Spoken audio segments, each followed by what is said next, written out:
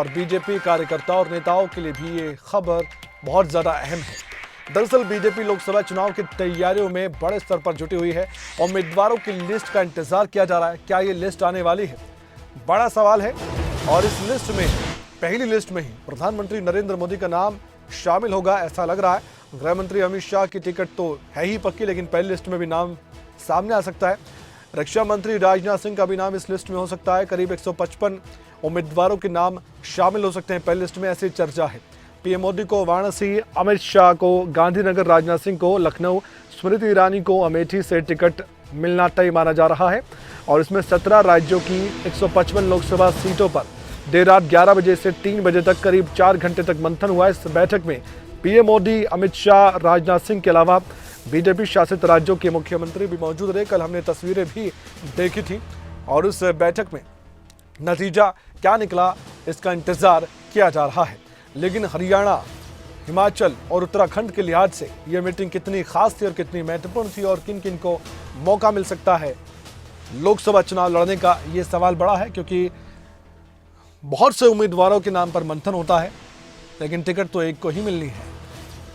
हमारे साथ कुछ ही पलों बाद जुड़ने जा रहे हैं दिल्ली से हमारे संवाददाता राजा पटेल।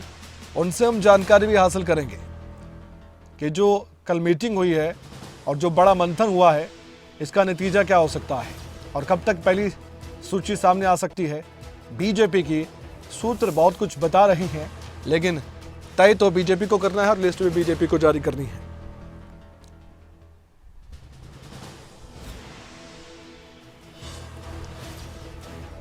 आइए बातचीत करते हैं राजा पटेल से। राजा पटेल, हम लगातार इस पर चर्चा कर रहे हैं, पहले भी हम आपसे जानकारी तो ले चुके हैं, लेकिन इंतजार किया जा रहा है बीजेपी की पहली लिस्ट का।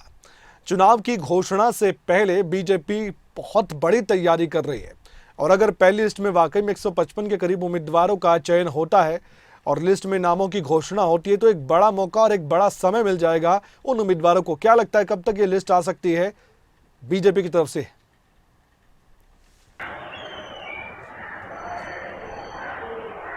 और बिल्कुल देखिए कमल, कल देर रात एक बड़ी बैठक दिल्ली में देखने को मिली। जिस तरीके से चुनाव समिति की बैठक रात को 11 बजे से लेकर करीबन 4 घंटे तक ये बैठक चली। काफी बड़ी ये बैठक है क्योंकि 17 राज्यों के लोकसभा उम्मीदवारों को लेकर ये पूरा मंथन चला है। करीबन 155 जो सीटें हैं उनको लेकर बातचीत हुई है। जो जानकारी है कि आज देर रात तक जो बीजेपी की पहली सूची है वो जारी हो सकती है। जिस तरीके से प्रधानमंत्री नरेंद्र मोदी की बात करें, गृह मंत्री जो हैं अमित शाह उनकी बात करें, स्मृति ईरानी की बात करें, राजनाथ सिंह की बात करें, तो पहली लिस्ट में काफी बड़े चेहरे देखने को मिल सकते हैं। पर कई ऐसे राज्य हैं जहां पर अभी भी पेच फंसा हुआ है। जिस तरीके से हम गठबंधन की बात करें, क्योंकि एनडीए का जो नारा है 400 प्लस का, तो उसको लेकर पीएम मोदी काफी गंभीर नजर आ रहे हैं। जिस तरीके से जो सहयोगी दल हैं, चाहे उत्तर प्रदेश की हम बात करें, ऐसी जानकारी भी आ रही है कि पंजाब में अकाली दल से लगातार बीजेपी बात कर रही है। उनके साथ लोकसभा चुनाव को लेकर तैयारी बीजेपी कर सकती है, उम्मीदवारों को लेकर भी तैयारी कर सकती है। कई ऐसी जगह पेच जरूर फंसता हुआ नजर आ रहा है। पर जहां पर बीजेपी मजबूत है, वहां पर किस तरीके का उम्मीदवार ग्राउंड पर उतारेगी बीजेपी, ये देखने वाली बात है। क्योंकि मौजूदा सांसदों का रिपोर्ट कार्ड पूरी तरीके से तैयार हो चुका है और कल चुनाव समिति की बैठक से पहले पीएम मोदी के आवास पर एक बड़ी बैठक हुई, जिसमें गृह मंत्री अमित शाह, राष्ट्रीय अध्यक्ष जो है जेपी नड्डा, राजनाथ सिंह और पीएम मोदी खुद इस बैठक में मौजूद रहे।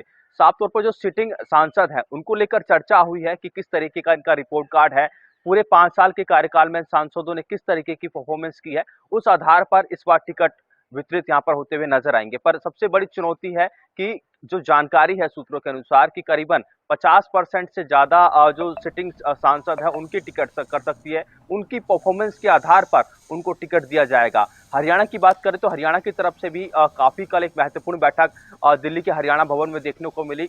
हरियाणा की जो चुनाव समिति है, जो पैनलिस्ट उन्होंने बनाई है, वो अब केंद्रीय चुनाव समिति को भेज दी है। तो ऐसे में हरियाणा में कौन कौन से टिकट के दावेदार हैं, क्योंकि पैनल में काफी बड़े बड़े नाम गए हैं। जिस तरीके से हम फरीदाबाद की बात करें, फरीदाबाद से केंद्रीय राज्य मंत्री कृष्णपाल गुर्जर, पर एक चौंकाने वाला नाम जो पूर्व कैबिनेट मंत्री हैं विपुल गोयल, उनका भी नाम शामिल है। इसी तरीके से चाहे हम रोहतक की बात करें, रोहतक से जो पूर्व जो प्रदेश अध्यक्ष रहे हैं ओम प्रकाश धनखड़, उनका भी नाम चल रहा है। कैप्टन अभिमन्यु का भी जो नाम है हिसार से चलता हुआ नजर आ रहा है। तो काफी बड़े बड़े नाम हरियाणा से जो पैनल में भेजे गए हैं, किन किन नामों पर मोहर लगती है इसके लिए हरियाणा का तो अभी इंतजार करना होगा, क्योंकि अभी जो चुनाव समिति की पहली बैठक हुई है वो 17 राज्यों को लेकर हुई है। इसमें हरियाणा को लेकर मंथन नहीं हुआ। इस बैठक के बाद जो कल देर रात ये बैठक हुई, इसके बाद जो जानकारी है 2 से 3 दिन बाद दोबारा चुनाव समिति की बैठक होगी। इसमें हरियाणा को लेकर जरूर मंथन किया जाएगा। क्या कुछ हरियाणा के लिहाज से देखने को मिलेगा, ये देखने वाली बात होगी। जी राजा पटेल, आपका शुक्रिया। बने रहिए फिर भी आप हमारे साथ, आपसे फिर से बातचीत हम करेंगे। हमारे साथ जितेंद्र चौधरी हमारे स्टेट हेड भी जुड़े हुए हैं, उनसे हम बातचीत करने जा रहे हैं। उससे पहले आपको एक और जानकारी दे दें, हरियाणा के लिहाज से ये मीटिंग कितनी महत्वपूर्ण थी वो हम आपको बताने जा रहे हैं। जितेंद्र चौधरी को आप इस समय देख पा रहे हैं, वो आपको जानकारी भी देंगे। दरअसल दिल्ली में हरियाणा बीजेपी की ओर से चुनाव को लेकर महामंथन किया गया है। लोकसभा चुनाव को लेकर हुई इस मीटिंग में 20 ऑब्जर्वर्स की ओर से प्रदेश के सभी यानी कि हरियाणा के सभी 10 लोकसभा सीटों पर किए गए सर्वे की रिपोर्ट पेश की गई, जिस पर मुख्यमंत्री मनोहर लाल सहित प्रदेश के दूसरे बड़े नेताओं ने मंथन किया है। और इस मीटिंग में उम्मीदवारों के नामों पर मंथन के बाद केंद्रीय चुनाव समिति को ये नाम भेज दिए गए। अब केंद्रीय नेतृत्व इन नामों पर अपनी अंतिम मोहर लगाने की तैयारी कर चुका है। खबर यह भी है कि हरियाणा चुनाव समिति की बैठक में 9 सिटिंग सांसदों के नाम केंद्रीय चुनाव समिति को भेजे गए हैं। और इस भेजे गए पैनल में जो नाम बताए जा रहे हैं उनमें कृष्णपाल गुर्जर का नाम है, राव इंद्रजीत सिंह का नाम है, सिरसा से मौजूदा सांसद सुनीता दुग्गल, इसके अलावा अशोक तंवर का भी नाम बताया जा रहा है, रोहतक से मौजूदा सांसद अरविंद शर्मा, इसके अलावा ओपी धनखड़ जो कि बीजेपी के पूर्व प्रदेश अध्यक्ष भी हैं, और साथ ही अंबाला से दिवंगत रतनलाल कटारिया की पत्नी बंतो कटारिया का नाम पैनल में शामिल बताया जा रहा है। हालांकि सूत्र बताते हैं पुष्टि नहीं हुई है। केंद्रीय मंत्री भूपेंद्र यादव का नाम भी पैनल में जो बताया जा रहा था वो कहा गया कि नहीं है इसके, और इनके नाम पर फैसला केंद्रीय चुनाव समिति ही करेगी। हालांकि इसको लेकर अभी तक कोई आधिकारिक जानकारी सामने भी नहीं आई है। वहीं 2 घंटे तक चली इस मीटिंग में हरियाणा के मुख्यमंत्री मनोहर लाल के अलावा बीजेपी के प्रदेश अध्यक्ष नायब सिंह सैनी, केंद्रीय मंत्री भूपेंद्र यादव, राव इंद्रजीत सिंह, ओपी धनखड़, चौधरी वीरेंद्र सिंह, कैबिनेट मंत्री कौरपाल गुर्जर, पूर्व राष्ट्रीय सचिव सुधा यादव, कैप्टन अभिमन्यु, रामविलास शर्मा और राज्यसभा सांसद सुभाष बराला मौजूद रहे। जानकारी देंगे स्टेट हेड, वो प्रकाश डालेंगे इस पूरी खबर पर। जितेंद्र, 9 सिटिंग एमपी है इस समय और एक सीट पर बताया जा रहा है दिवंगत रतनलाल कटारिया की धर्मपत्नी का नाम भी सामने आ रहा है। अंबाला की हम बात कर रहे हैं। बाकी 9 सिटिंग एमपी की बात करें तो क्या जानकारी मिल पा रही है? जब ये लिस्ट आएगी पहले, क्या हरियाणा के भी उम्मीदवारों के नाम आपको लगता है होंगे या फिर और दूसरी लिस्ट का इंतजार करना पड़ेगा? और सिटिंग एमपी को लेकर क्या रिपोर्ट कार्ड कहता है, क्या अंदरूनी सर्वे और क्या सूत्र बताते हैं? कुछ जानकारी अगर आपके पास है तो दर्शकों को बताइए।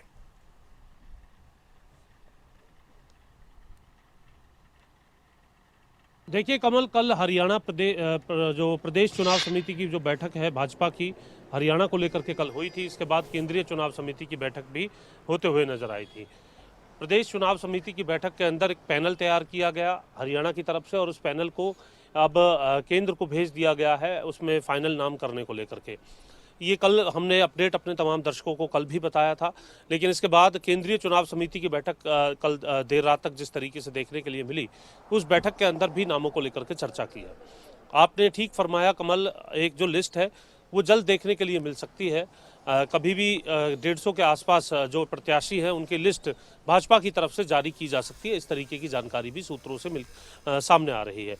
लगातार चुनावों को लेकर के अब मंथन भारतीय जनता पार्टी की तरफ से शुरू कर दिया गया है। हरियाणा को लेकर के जो पैनल बनाया गया है उस पूरे पैनल को तैयार करते हुए ये कोशिश की जा रही है कि जो एक फॉर्मूला तैयार किया गया है, करीब 30 से 40% जो सीटें हैं लोकसभा की, उनके अंदर तब्दीली देखने के लिए मिल सकती है चेहरे को लेकर के। क्योंकि मोदी की गारंटी तो है, लेकिन परफॉर्मेंस की गारंटी किस प्रकार की रही है सांसद के काम करने की, इसको भी आंकलन किया जा रहा है। कहीं इसकी जो व्यक्तिगत जो चेहरे की किसी सांसद के अगर कोई एंटी इनकम्बेंसी है तो उसका खामियाजा आने वाले सरकार को ना भुगतना पड़े। इन तमाम बातों को, पहलुओं को ध्यान में रखा जा रहा है। हालांकि मोदी की गारंटी और प्रधानमंत्री नरेंद्र मोदी के चेहरे के ऊपर अगर हम बात करें तो ये पूरा चुनाव इस बार भी देखने के लिए मिलेगा और इसीलिए इस तरीके की पक्की गारंटी देने का काम भाजपा की तरफ से किया जा रहा है। साथ ही पैनल की अगर हरियाणा को लेकर के हम बात करें तो 10 की 10 सीटों पर भारतीय जनता पार्टी के सांसद जो है वो रहे हैं। हालांकि एक सीट पर आपने भी फरमाया कि दिवंगत रतनलाल कटारिया, उनके निधन होने के बाद वो सीट खाली हो गई थी। हालांकि उस पर चुनाव नहीं हुआ, लेकिन ये पैनल के अंदर जो नाम गया है वो उनकी पत्नी बंतो कटारिया का ही नाम गया है, इस तरीके की भी जानकारी मिल रही है। कोई दूसरा नाम नहीं है। अशोक तंवर के पार्टी में आने के बाद ये कयास लगाए जा रहे थे कि हो सकता है कि अशोक तंवर यहाँ पर जो है उनकी दावेदारी देखने के लिए मिले, लेकिन इससे पहले जो और बैठकें हुई थी उसमें बंतो कटारिया के तल्ख तेवरों ने ये बात साफ जता दी थी कि इस सीट की ओर कम से कम कोई जो प्रत्याशी है वो ना देखे। यहाँ पर उनका जो अधिकार है, क्योंकि जनता की सेवा करते हुए रतनलाल कटारिया जो है वो यहाँ पर जो है उनका जो निधन हुआ था। और उसके बाद अगर हम बात करें दूसरे जो पैनल है उसमें फरीदाबाद के पैनल की अगर हम बात करें तो बहुत दिलचस्प पैनल है क्योंकि मौजूदा जो केंद्र में मंत्री हैं कृष्ण पाल गुर्जर एक बड़ा चेहरा है। हरियाणा के अंदर बड़ा राजनीतिक अनुभव उनके पास है और बड़े वोट के जो अंतर से वो जीतते हुए नजर आए थे। लाखों का अंतर जो है वो उनकी जीत के अंदर रहा था। लेकिन पैनल के अंदर जो दूसरा नाम है वो दूसरा नाम केवल पैनल के अंदर डाला गया है ऐसा नहीं है। विपुल गोयल लगातार तैयारी कर रहे हैं, पूर्व में कैबिनेट मंत्री हैं, उनकी तरफ से लगातार दावेदारी और तैयारी लोकसभा लड़ने को लेकर के की जा रही है और पैनल में उनका नाम आना इस बात को दर्शाता है कि इस सीट पर पूरी माथापच्ची जो है वो रहने वाली है। अपने अपने स्तर पर लॉबिंग जो है इसको लेकर के की जाएगी और केंद्रीय मंत्री जो है कृष्ण पाल गुर्जर उनके कद को भी यहाँ पर ध्यान में रखा जाएगा। सही कह रहे हैं। वहीं दूसरी तरफ अगर हम भिवानी को लेकर के चर्चा करते हैं, क्योंकि ये प्रमुख सीटें हैं, फरीदाबाद हो गई, अम्बाला हो गई, रोहतक हो गई, या फिर हम बात करें भिवानी की अगर हम बात करते हैं कंक्लूड कीजिए जितेंद्र, इस प्रकार की सीटें तो ये सीटें और इसके अलावा हिसार की भी अगर हम बात करें हॉट सीट है, बड़े चेहरे हैं। कमल आप अपना सवाल कीजिए। जी कंक्लूड कीजिए जितेंद्र संक्षेप में।